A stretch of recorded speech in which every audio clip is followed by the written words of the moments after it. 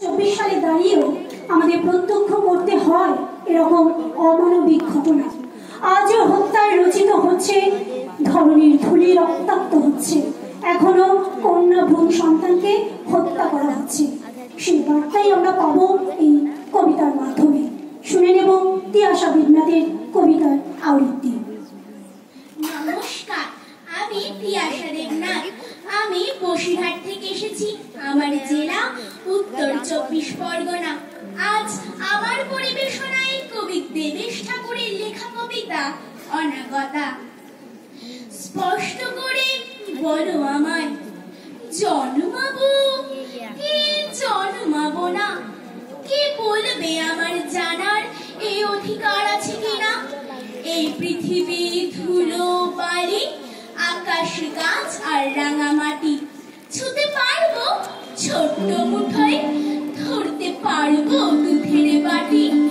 মেয়ে হয়ে জন্মালে কোন মহাভারত অশুদ্ধ হয়?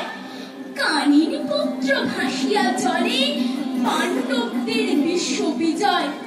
গর্ভে বসেই শুনতে পাচ্ছি কন্যা ভ্রূণ হত্যা করো, নারী জন্মের নরক বারে অবিলম্বে খালাস করো।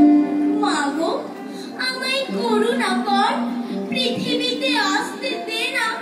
তোকে আমি আকাশ দেব, শোধ করব বাপের দেনা। গর্ভে বসেই শুনতে পেলাম মারো মারো মারো মারো।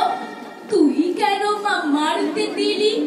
হত্যার নেই বাঁচবি চারো। মরতে মরতে কমতে কমতে একদিন এই আকাশ থালে বৃষ্টি হয়ে ভাসিয়ে দেব এই চরাচর প্রলয় জলে।